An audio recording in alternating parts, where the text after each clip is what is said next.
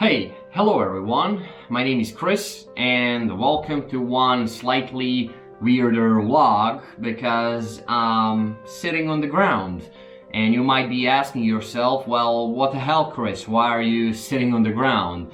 Well, that's because I will need ground for this video because I will be showing you some cool stuff. Right, so in one of my recent videos that I've posted on my channel, I said that Urbex will be new type of content that I will be creating on my channel. In case you don't know what Urbex is outdoors activity. It's basically when you go outside and explore the urban environment. Usually those are abandoned places or abandoned buildings, or you climb some structures and stuff like that. And I decided to do this type of content because I really like this stuff. And today in this video I decided to share with you my equipment and what I carry out there in the field. And in case you might want to start doing this as well as a hobby or a sport, whatever you want to call it, this is the video that might help you see what equipment you should have with you when you are going on places like this. So I'm gonna go through my equipment and everything I carry and why. So recently I've invested some money into equipment. It's not really too expensive, yeah, anyway, let's start. So the first thing I always carry with me on urban exploration is my assault backpack. So this is Miltech. The brand is called Miltech. This is military tactical backpack. It's pretty strong, it's pretty robust. It has regulators here and up here, you know, on both sides.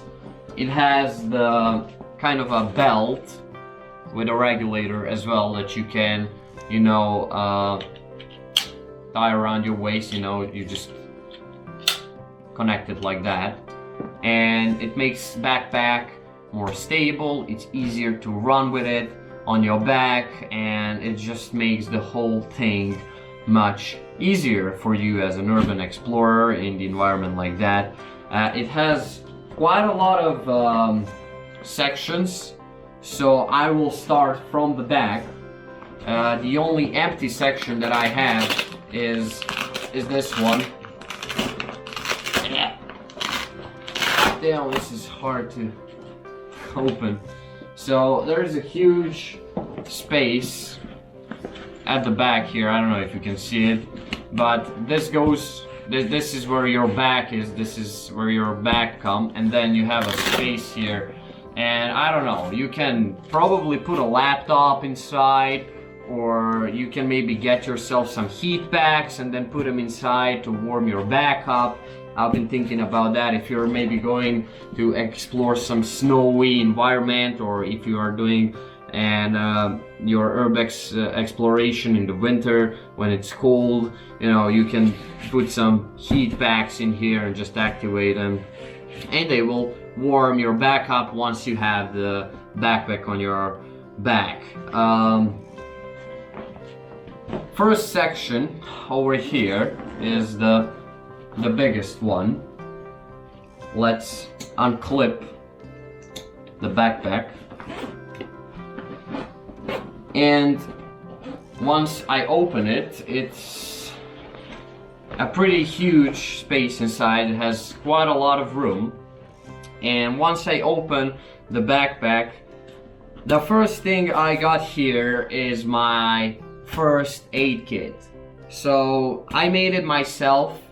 I just purchased the things that you can usually find in a med kit and combine them all together. So I'll quickly go through what I carry. Those are basically like the sticky bandages, the squarish ones. It's not really expensive. You can buy these for like few euros. I got like 1, 2, 3, 4, 5 of them. So this is surgical like bandage, the sticky bandage that you put on your skin, like if you cut yourself, burn yourself, or something like that, because you never know what can happen at these abandoned places. When you visit abandoned places, there's a lot of, you know, spiky and sharp things around. You can cut yourself. You never know what can happen to you. So first aid kit is quite recommendable to have on you. I got this kind of, it's also a bandage, but it's kind of spongy bandage, you know. You use it to wrap around the bandage or a wound to keep it more stable. I got the white, it's not a duct tape, it's a white medical tape. It's obviously used for taping stuff. Then I got these little sticky bandages. Those are the normal ones for smaller cuts. If you cut your finger maybe, or face, or you know, something, or your leg. Basically it stops smaller bleedings and cuts. Then I got a normal bandage here. Actually I got two of these, two normal bandages. And I got medical scissors. These are actually the old scissors from old first aid kit that I had earlier. These are basically from Yugoslavia. These are like 30, 40 or even more years old scissors, but they're still like new, working just fine. I can use them. Over here I got a bottle of alcohol. This is like disinfection alcohol, and this is a little bottle of Octanicept. This is like antiseptic for your skin and basically cleaning the wounds. If you ever cut yourself on something, you just spray this on your skin to clean it, and yeah, it should do the job. So that's it for the first aid kit. I carry normal things that you can find in the first aid kit, nothing really special, it's not really expensive. Next thing I got here are flares. I got 4 flares. I will pull one out to show you how that looks like for real quick. So those are just classic red flares. I will use them if I'm in a dark room, and you know, when I'm recording a video with my camera that you, by the way, can't see because I'm recording with it right now, but it's DJI Osmo Action camera. It's pretty much like a GoPro. If I'm recording something and I want to get the shot of myself exploring a dark room with a flare, with a red flare glowing, I think that looks pretty cool. It looks pretty cinematic, and mainly I will use this in the cinematic purposes, but it also can be used as an emergency or a signal, because this literally is a signal red flare. And you can also use it as a light source to light the room up. It shines very brightly in a red color. Up here you just pull this, and this is where the fuse is, and down here at the bottom is like the flint, and you just basically, you don't even need a lighter, you just take the flare and smash it against the flint and it's gonna start burning. Or you can take the flint and just light the fuse up. Since I'm the right-handed, it's easier for me to light the flare against the flint. So yeah, I basically got 4 of these flares. One is around 6-7 euros, so it's not really that expensive to get these. Each one of these can burn for a minute, and after that it's just trash and nothing else you can do with it. Alright, moving to the next section of the backpack, which is the middle one. When I open it, it looks like this. So What you see are two elastic bandages here. I don't use these. I basically use them for boxing when I go in the gym and train boxing a little bit, because I do that sometimes. The next thing I got in the middle section is the canteen. This is actual, real US Marines military canteen. It's like 1 liter canteen, slightly less than 1 liter, and it's plastic. It has this cover around. It also came with the 2 clips that I'm keeping at the front of my backpack for I don't know what, honestly. But those 2 clips usually, I mean, they stand here at this part, and you can put them at the back of the canteen, and then you can clip the canteen on your belt. If you have a strong belt, like a tactical belt or something, you can put it on. The inside of the cover of canteen is kind of like spongy. I don't know, it's soft surface really, and this is how the canteen looks like, you know, when you take it out. It's just normal green plastic canteen, nothing really special about that. So yeah, it also has a little pocket here. I'll show you in a second. It's really easy to put this back on. You just clip it like that, and there you go. It has a little pocket here. I honestly don't know what can you keep in here.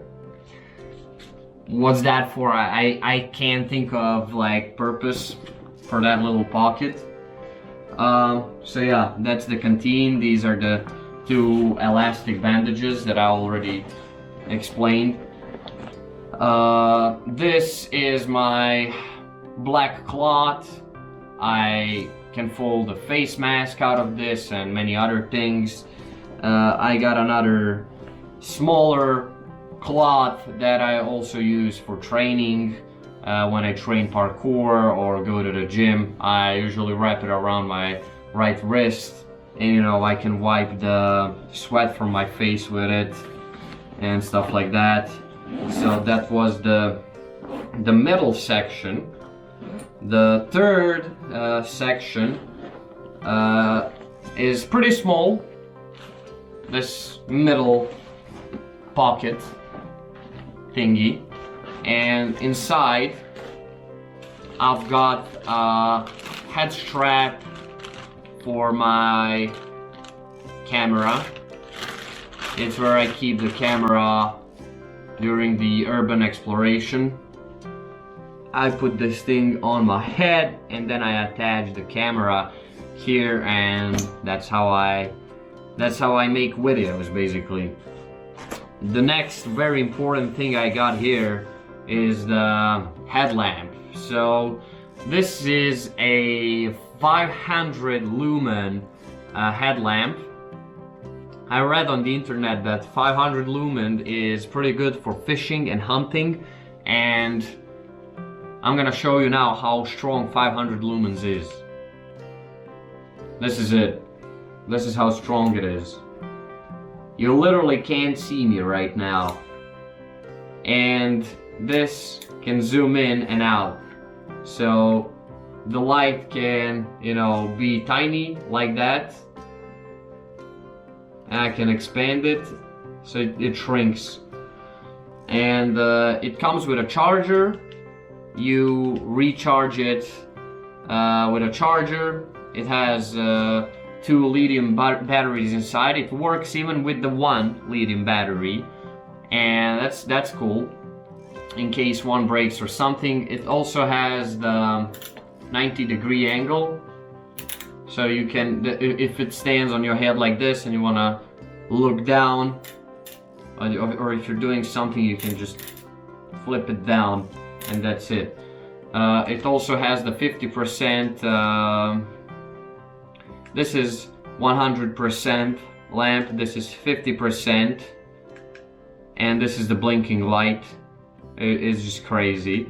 This is off, and if you hold the light, it starts doing this, and this is the SOS signal.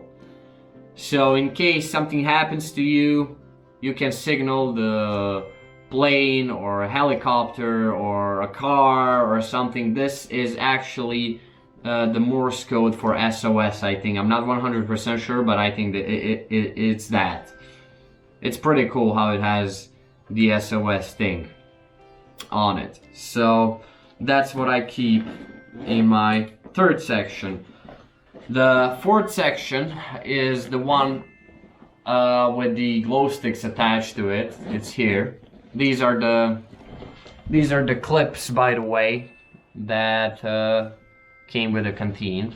And this is the fourth section. And when I open the fourth section, the first thing I find are my tactical gloves. So now those are real military mech-wear impact model military gloves. This is what they look like when I put them on my hands.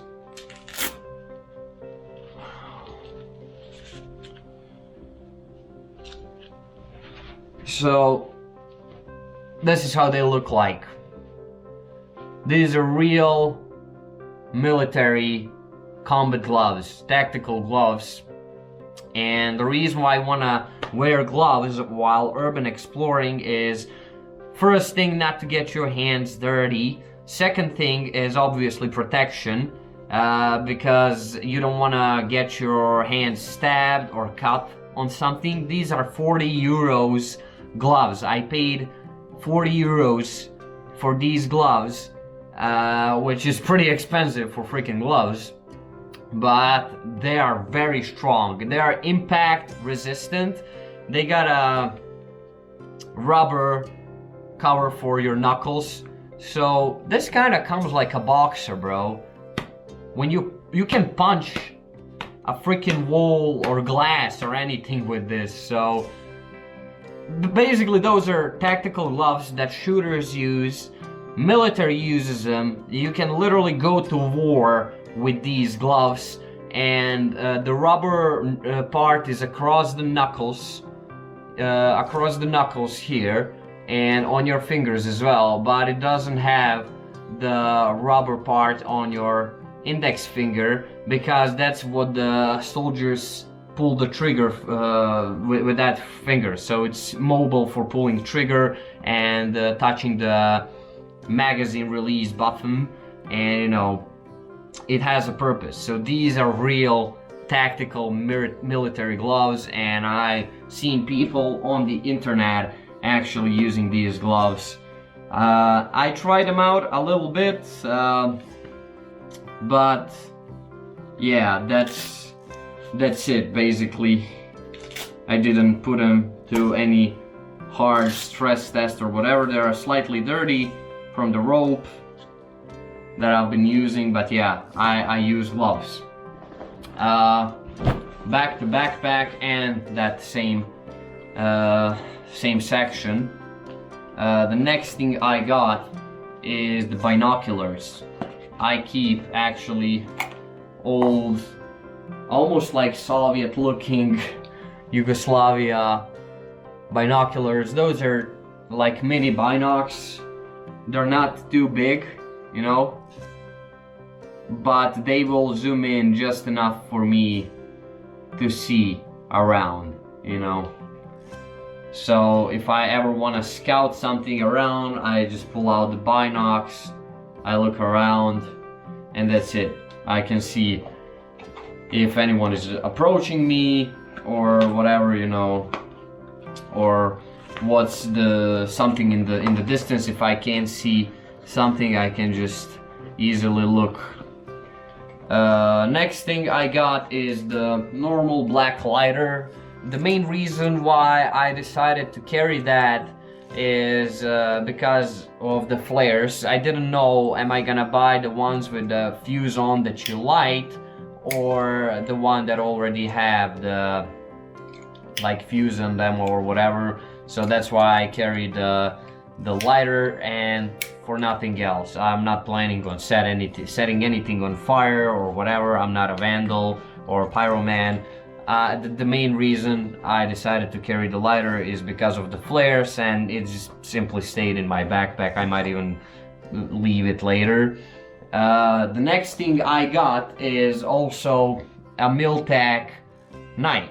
Now, knife I also carry as a tool in case I go somewhere for a longer time and I bring some food with me so I can cut the food. That's primary and probably the only reason why I want to have the knife with me. I don't want to carry the knife to hurt anyone or anything. I'm not planning on hurting anyone with this. I would never stab someone or anything like that, but you can use the knife to open bottles you drink from, if you carry anything like that with you, and like I said, you can use it to cut food, or maybe I can use it to cut the rope if I have to, because I also carry the rope with me. I'll come to that later.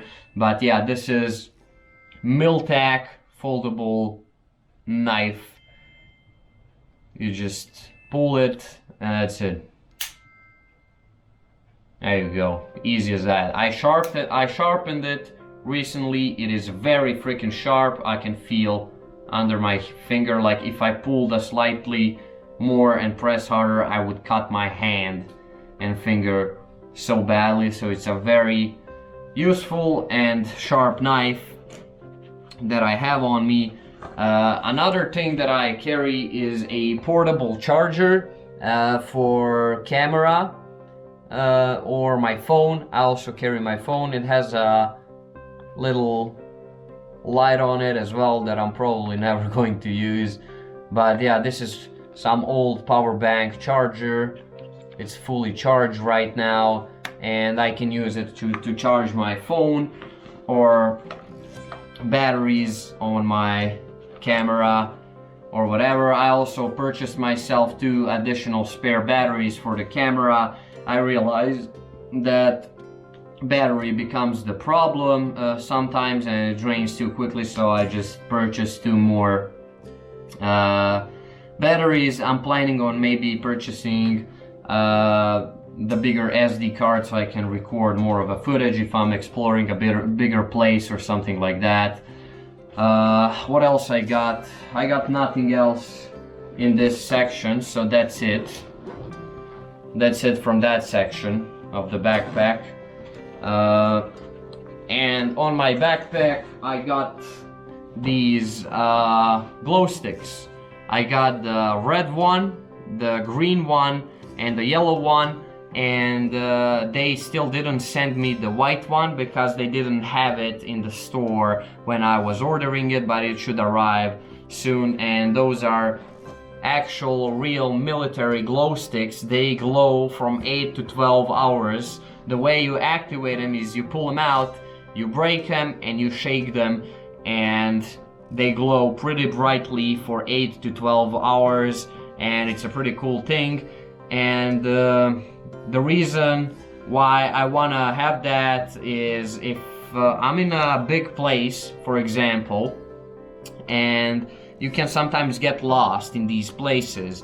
So what I want to do is take out the glow stick, break it, and just leave it on the ground so I mark myself that I've been there or that I've searched that room already. So they're very useful for marking. You can also use them if there is some deep hole and you don't know how deep it is. You can break the glow stick and throw it down the hole to see how long is it gonna fall for, you know, how deep the hole is. It's a pretty useful part of tactical equipment. It's a cool little thingy to have on you. If you are maybe going with your friends, if you have another buddy to explore abandoned places with you, you can also maybe get the walkie-talkies so you can communicate with each other. I also carry the phone on me. I carry the wallet and my documents inside in case I get stopped by the security or police. Having an ID on you is gonna help you quite a lot, and you know, when you show them the equipment and all that, that you're just an explorer, that you're not a thief or anything. I do not recommend you carrying any crowbars, lockpicks, whatever. It can be used for breaking into an abandoned place. One of the rules of the Urbex is if a place is tightly sealed and you cannot get in through something already broken or open window or whatever, then do not get in, because it's already illegal that you are exploring these abandoned places or whatever, and breaking something and lockpicking the door or locks is gonna make it even worse for you. So I do not recommend to carry any tools like that, like crowbars or whatever. And some people even carry these. In my opinion, that is pretty stupid.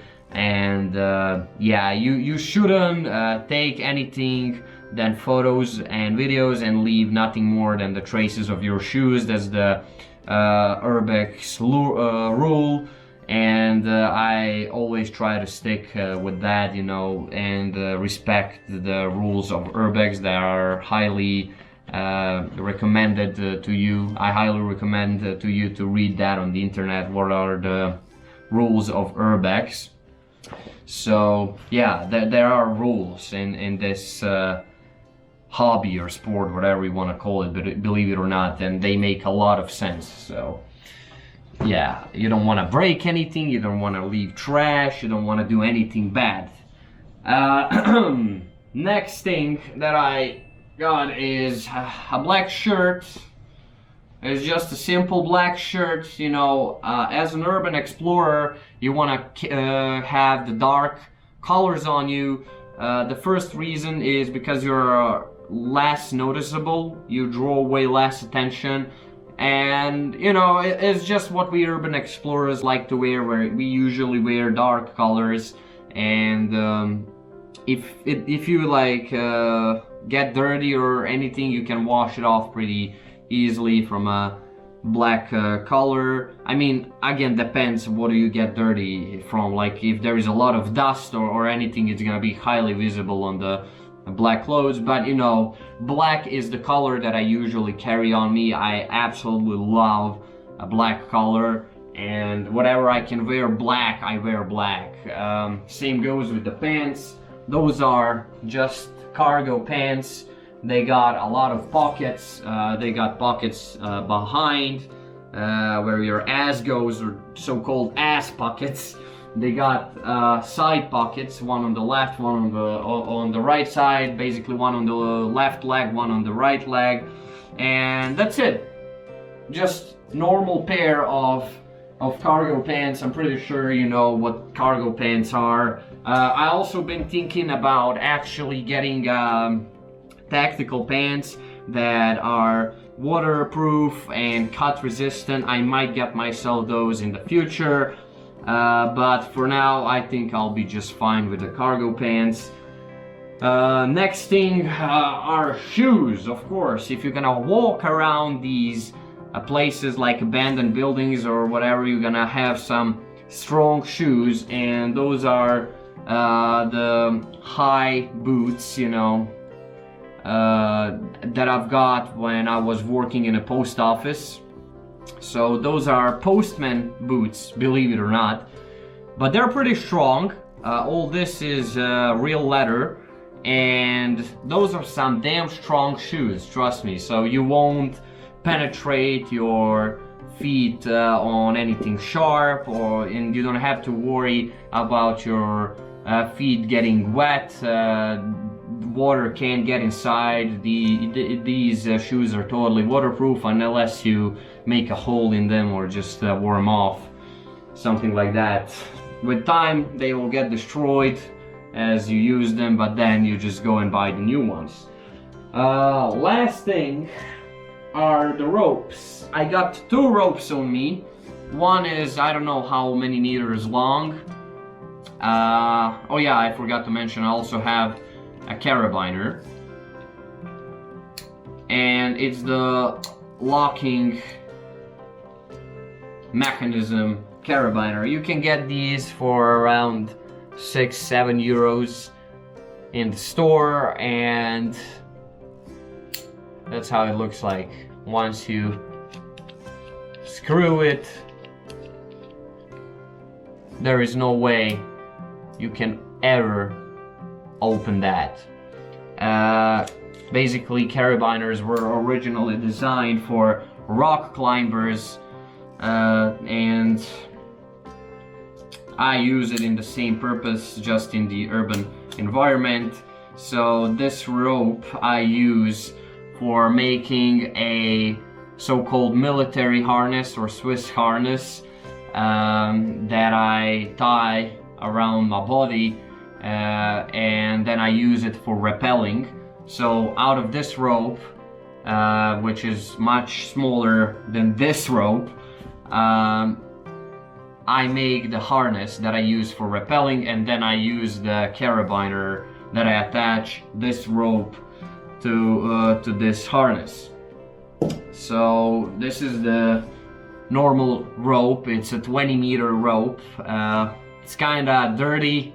I've been testing a lot with it and it's kinda damaged already, so I might even swap it soon, you know. It's not really safe to use that much anymore, but I did a lot of testing with it, damaged already, and it performed just fine. There's no danger whatsoever, but I still think it's not really a great idea to use this fucked rope, you know. Things can go wrong, and if you are rappelling from some higher place, snapping rope and falling down to your death or breaking your spine and leaving yourself disabled for the rest of your life is not really an option for me. So yeah, but I carry ropes on my adventures with me because sometimes I run into some areas that I cannot reach and I need a rope to lower myself down. So it's a really good for rappelling and maybe pulling some things and climbing or whatever. You never know what situation you might find yourself in. You can even attach a backpack to the rope and then lower it and then climb down if something is too tight and you can't really squeeze down with your backpack. And you can even use it if you're gonna crawl into some tight spaces. You can attach the rope on you and then pull the backpack behind you. You know, there is plenty of usages for the rope as an urban explorer. Mostly people don't carry ropes, but I do because I'm a bit of a hardcore guy when it comes to urban exploring. I love to explore everything, and even those areas who seem unreachable because of the height or something. And yeah guys, actually that's it. That's the full urban equipment that I carry on me. That's everything. I showed you literally everything that I carry on.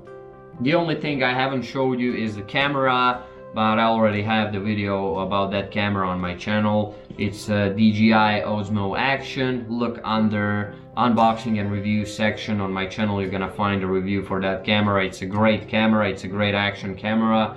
So another thing that you maybe want to get yourself is a decent DSLR camera for taking photos, or you know, just get yourself a person who has one and knows how to work with it and bring them with you so they can take cool photos of you and the places that you visit, and you both can have fun. So yeah, maybe having a partner would be the most valuable part of the equipment, you know, having another person coming with you from safety reasons and lawful reasons. And you know, there is variety of different things that you can do with another person. You can have so much fun, you can have conversations, you know, they can help you out, you know, to climb something, or if anything happens to you, they can take care of you.